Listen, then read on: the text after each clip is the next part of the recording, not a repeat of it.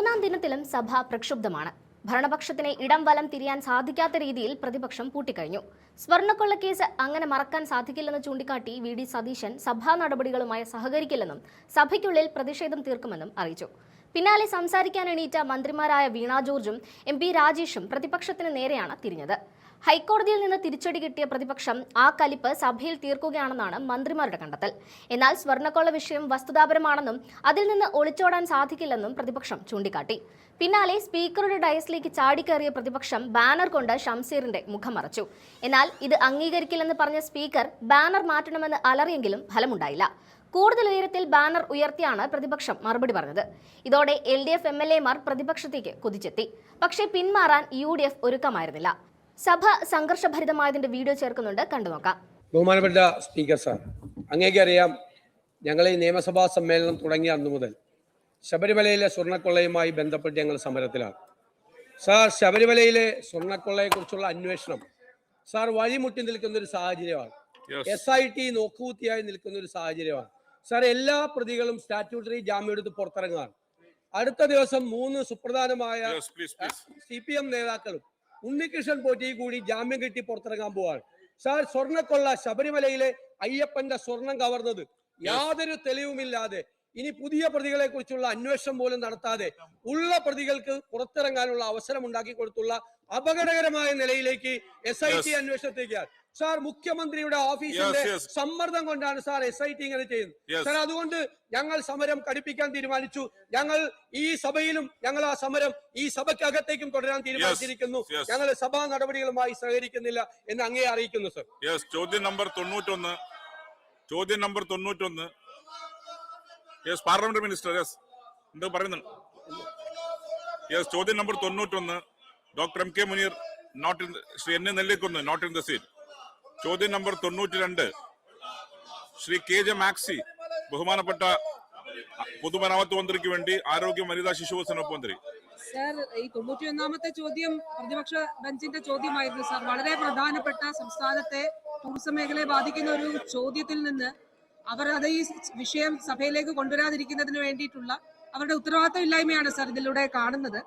92ാമത്തെ ചോദ്യത്തിൽ എയുടെ ഉത്തരം സർ, കേരള സർക്കാരിന്റെ ലെവൽ ക്രോസ് ഇല്ലാത്ത കേരളം പദ്ധതിയിൽ ഉൾപ്പെടുത്തി 99 റെയിൽവേ മേൽപ്പാലങ്ങൾ അടിപ്പാതകൾ നിർമ്മിക്കാൻ തീരുമാനിച്ചതിൽ 72 എണ്ണത്തിന്റെ നിർമ്മാണ ചുമതല RBDCKയ്ക്കും 27 എണ്ണത്തിന്റെ നിർമ്മാണ ചുമതല KRDCL-നും നൽകിയിട്ടുണ്ട്. ഇവയിൽ കാസർഗോഡ് ജില്ലയിലെ കാഞ്ഞങ്ങാട് ROB, കോഴിക്കോട് ജില്ലയിലെ ഫറോക്ക് ROB, തൃശൂർ ജില്ലയിലെ ഗുരുവായൂർ ROB, ചിറങ്ങര ROB, എറണാകുളം ജില്ലയിലെ മുളന്തുരുത്തി ROB, കൊല്ലം ജില്ലയിലെ മാളിയേക്കൽ ROB, കോട്ടയം ജില്ലയിലെ കാരിത്താസ് ROB, കണ്ണൂർ ജില്ലയിലെ കൊടുവള്ളി ROB, മലപ്പുറം ജില്ലയിലെ നിലമ്പൂർ അടിപ്പാത എന്നീ 9 റെയിൽവേ മേൽപ്പാലങ്ങൾ അടിപ്പാതകൾ എന്നിവയുടെ നിർമ്മാണം പൂർത്തീകരിച്ച് ഗതാഗതത്തിന് തുറന്നു കൊടുത്തിട്ടുള്ളതാണ്. പാലങ്ങൾ വിഭാഗത്തിന്റെ നേതൃത്വത്തിൽ മലപ്പുറം തിരൂർ ROB-യുടെ നിർമ്മാണവും പൂർത്തീകരിച്ചിട്ടുണ്ട്. ആകെ 10 മേൽപ്പാലം അടിപ്പാത നിർമ്മാണം പൂർത്തിയാക്കി തുറന്നു കൊടുത്തു.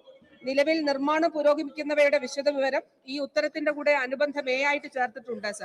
സർ, ബി, സംസ്ഥാന സർക്കാരിന്റെ ആവശ്യപ്രകാരം 39 റെയിൽവേ മേൽപ്പാലങ്ങൾ അടിപ്പാതകൾ 100% റെയിൽവേ ഫണ്ടിങ്ങിന് അനുമതി ലഭ്യമാക്കിയിട്ടുള്ളതും ഇവയുടെ നിർമ്മാണ ചുമതല 26/3/2025 തീയതിയിലെ സർക്കാർ ഉത്തരവ് പ്രകാരം KRDCL-ന് ആണ് നൽകിയിട്ടുള്ളത്. ഉത്തരവിന്റെ പകർപ്പ് അനുബന്ധം B ആയി ചേർത്തിട്ടുണ്ട്. സർ, കൂടാതെ ലെവൽ ക്രോസ് ഇല്ലാത്ത കേരളം പദ്ധതിയിൽ ഉൾപ്പെടുത്തി KRDCL-ന് ചുമതല നൽകിയ 27 ROB-കളിൽ 19 എണ്ണത്തിന് സംസ്ഥാനത്തിന്റെ ആവശ്യപ്രകാരം റെയിൽവേയുടെ ഫണ്ടിങ്ങിന് അനുമതി ലഭിച്ചിട്ടുണ്ട്.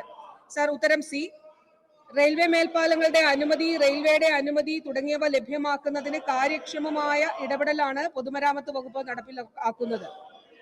പ്രവൃത്തികളെ പരിശോധിച്ച് ഇവയെ സംബന്ധിച്ച് കൃത്യമായ പരിശോധന മന്ത്രിതലത്തിലും സെക്രട്ടറി തലത്തിലും നടത്താറുണ്ട്.